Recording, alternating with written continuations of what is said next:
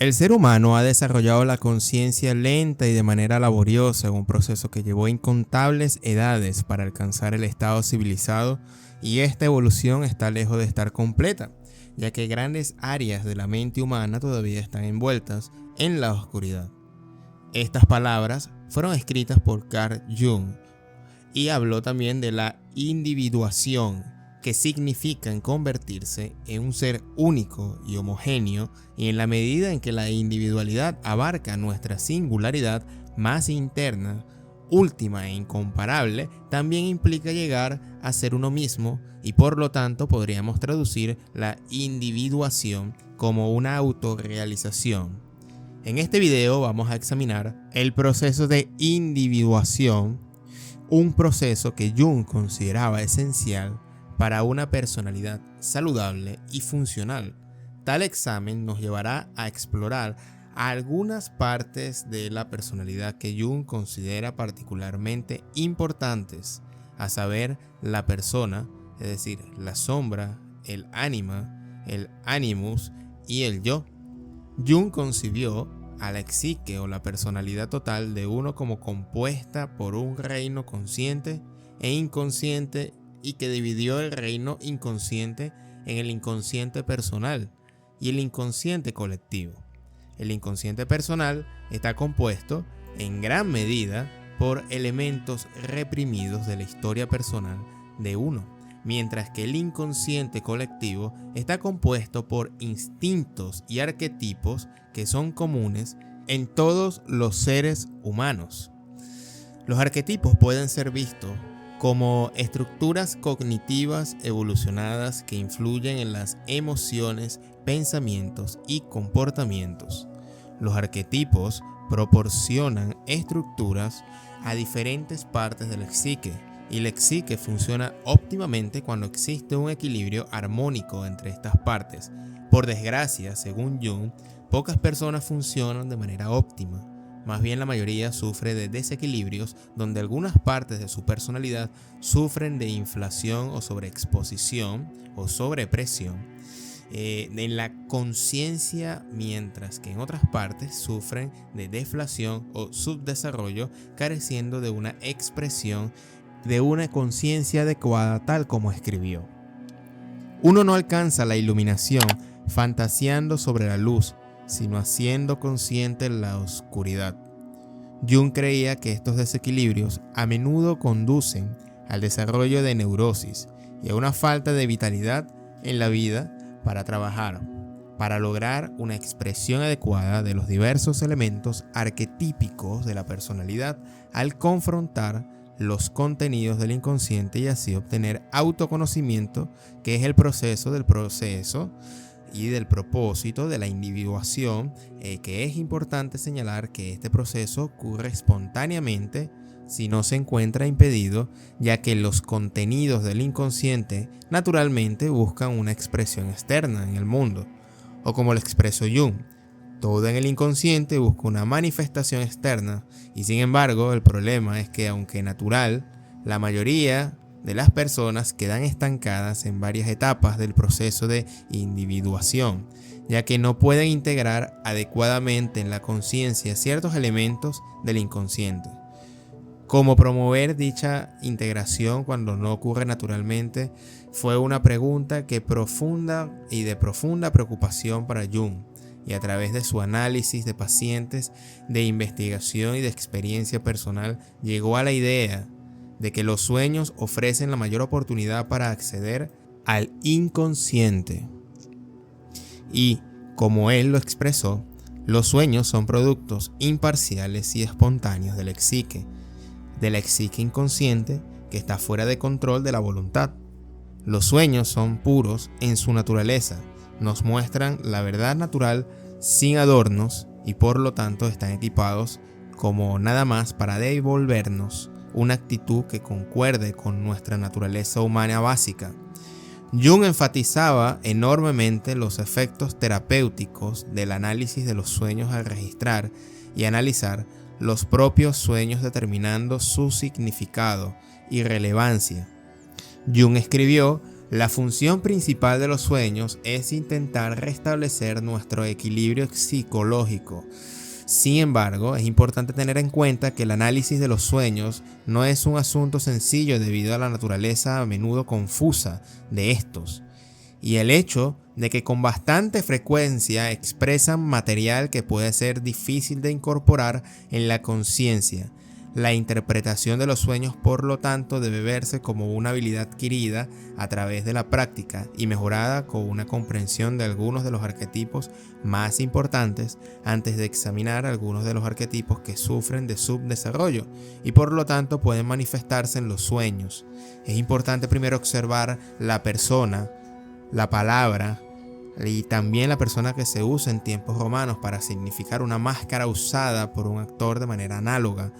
En la psicología junguiana, la persona representa la máscara social que cada uno de nosotros llevamos en nuestra interacción con los demás, en la sociedad. O dicho de otra manera, representa la personalidad que intentamos mostrar a los demás, mientras que la persona juega un papel importante en la promoción de la interacción social y la vida comunitaria. Surgen problemas cuando la persona se identifica demasiado con su persona y, como escribe Jung, fundamentalmente la persona no es nada real y que es un compromiso entre el individuo y la sociedad sobre cómo debe aparecer un hombre y que se establece un objetivo, que se gana un título y que se representa un cargo él y que ese es el papel o rol que juega esa persona en la sociedad, ya sea que se gane un título y que representa de alguna manera un cargo para él. Es esto o aquello, en cierto sentido, todo esto es real, sin embargo, en relación con la individualidad esencial de la persona concernida, solo en una realidad secundaria, un producto del compromiso en el cual otros a menudo tienen una mayor participación que él. La persona es una apariencia, una bidimensional, y la mayoría de las personas sufren de inflación de la persona, de lo que significa que se identifican demasiado con sus máscaras sociales en detrimento de otras áreas importantes de la psique. En el transcurso del proceso de individuación, uno llega a la realización de que la persona no es la totalidad de su ser, sino que solo es un pequeño componente de una personalidad mucho más grande. Y tal realización se logra al sumergirse en el inconsciente y extraer de él los ricos y significativos contenidos manifestados por estos arquetipos de la primera etapa en la exploración del inconsciente según Jung, que es un encuentro con el arquetipo de la sombra. A lo largo de la vida, ciertos rasgos de la personalidad provocan retroalimentación negativa e incluso castigo de otros. Esta retroalimentación negativa crea ansiedad, lo que resulta en que estos rasgos sean alejados de la conciencia hasta el inconsciente donde forma la sombra. El lado oscuro de la personalidad, ser consciente de la sombra e integrarla en la conciencia es a menudo un esfuerzo difícil y a veces heroico, pero el fracaso en hacerlo puede crear caos en la vida de uno en la oscuridad del inconsciente. La sombra está lejos de ser impotente, sino que influye en emociones, pensamientos y comportamientos de una manera que está más allá del control consciente, y a menudo la sombra encuentra expresión a través de proyecciones que de una manera u otra pueden salir al consciente, donde en lugar de ver los elementos desagradables de la sombra como residir dentro de uno mismo, se proyectan estos rasgos en los demás y traen elementos de la sombra a la luz de la conciencia, y que es crucial si se quiere corregir algunos de estos aspectos menos deseables de uno mismo. Jung explica desdichadamente que no se puede haber duda de que el hombre o el ser humano en su conjunto es menos bueno de lo que se imagina a sí mismo o quiere ser. El conocimiento de tu propia oscuridad es el mejor método, es decir, tener este conocimiento, esta conciencia de la oscuridad para hacer frente a las tinieblas de otras personas. Si una inferioridad es consciente, siempre hay una oportunidad de corregirla. Pero si está reprimida y aislada la conciencia o de la conciencia, nunca se corrige la sombra y según Jung, no está compuesta solo de rasgos negativos. Más bien, es el proceso de identificación excesiva con la persona a menudo que las personas rechazan rasgos de la personalidad, no porque sean dañinos, sino porque no encaja con las actitudes sociales dominantes del momento. Por lo tanto, al integrar la sombra en la conciencia, uno también está expuesto a rasgos positivos y energías creativas que pueden generar una renovada o un renovado sentido de vitalidad. En la vida, la sombra, cuando se hace consciente, es la fuente de renovación del impulso nuevo y productivo. No puede venir de los valores establecidos del ego. Cuando hay un estancamiento o un tiempo estéril en nuestras vidas, debemos mirar hacia el lado oscuro, hasta ahora inaceptable, que ha estado en nuestra disposición consciente. Además de la sombra, otro arquetipo que normalmente sufre del subdesarrollo es un arquetipo contrasexual denominado el ánima en los hombres y el animus en las mujeres. Mientras que la persona está orientada hacia afuera, actuando como una barrera que protege al ego del mundo social externo de manera análoga del ánima y el animus, están orientados hacia adentro protegiendo al ego de los contenidos a veces amenazantes y abrumadores que emergen de las profundidades internas oscuras del inconsciente. La función natural del animus, así como del ánima, es permanecer en su lugar entre la conciencia individual y el inconsciente colectivo, exactamente como la persona es una especie de estrato entre la conciencia del ego y los objetos del mundo externo del animus y el ánima. Deben funcionar como un puente que de alguna manera u otra puede ser una puerta que conducen a las imágenes del inconsciente colectivo, al igual que la persona debería ser una especie de puente hacia el mundo, un encuentro con el ánima y el animus que se manifiesta en la conciencia de uno como un encuentro en sueños o visiones con un miembro del sexo opuesto, y tal figura a menudo surge durante momentos de desorientación psíquica severa, ofreciendo orientación sobre cómo eliminar cualquier barrera psicológica que obstaculice la presión natural del proceso de individuación. Encontrándose así con tal arquetipo, se puede uno, por lo tanto, significar el comienzo de un periodo profundamente significativo en la vida de uno, definido por transformaciones psicológicas importantes.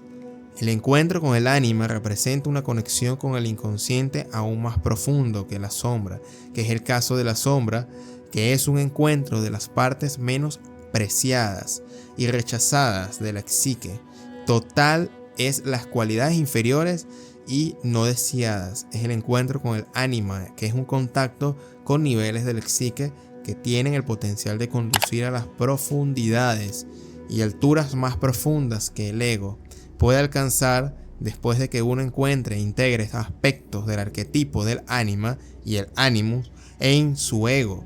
Uno gana acceso para ingresar a la capa más profunda del psique, el arquetipo de la totalidad, que Jung llamó el self o el uno mismo, y lo consideró el más importante de todos los arquetipos. Es la expresión adecuada del sí mismo o del self. Es la meta de nuestra vida, que es la expresión más completa de esa combinación fatal que llamamos individualidad. Así como el Sol ocupa el centro del sistema solar de manera análoga, el self o el sí mismo es el arquetipo central de toda la psique. El arquetipo del sí mismo actúa como el principio unificador y organizador de la psique y está orientado hacia una unión de los reinos conscientes e inconscientes, recordando que el centro del campo de la conciencia es el ego. Jung observó que cuanto más numerosos y más significativos sean los contenidos inconscientes que se asimilen al ego, más se va a aproximar el ego al sí mismo o al self. Aunque esta aproximación debe ser un proceso interminable a medida que uno se identifique cada vez más con este mismo o el sí mismo, notará un mayor sentido de armonía tanto dentro de sí mismo como con el mundo en general. De hecho, Jung consideró que la conexión con el sí mismo es tan importante que en diversas ocasiones los describió como un tesoro que nos haría independientes y un vínculo con el infinito. Jung llegó a la existencia del sí mismo explorando la universalidad del símbolo o de los símbolos, como el cuaternario en el mandala, que en sus palabras ocurren solo en los sueños de personas modernas que nunca han oído hablar de ellos, sino que están ampliamente difundidos en los registros de muchas personas y muchas épocas. Un mandala, dijo Jung, es la expresión psíquica de la totalidad del sí mismos. No solo los mandalas tienen una historia extremadamente larga y aparecen repetidamente en la imaginación colectiva,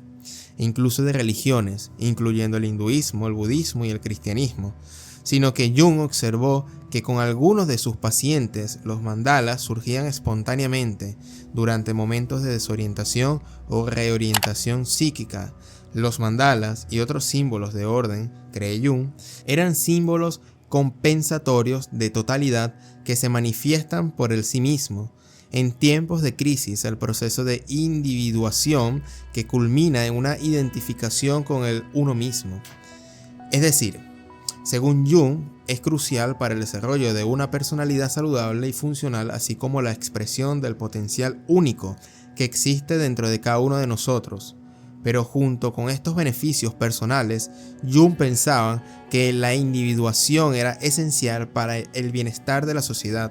Jung creía que las sociedades conformistas, compuestas principalmente por personas que se identifican demasiado con su persona, son presa fácil para el surgimiento de gobiernos opresivos. Por lo tanto, es esencial para cualquier cambio social positivo duradero que un número cada vez mayor de personas, asistida por el proceso de individuación, lleguen a la realización de que hay más en su ser que el papel social dictado por la sociedad. Una sociedad cada vez más compuesta por individuos,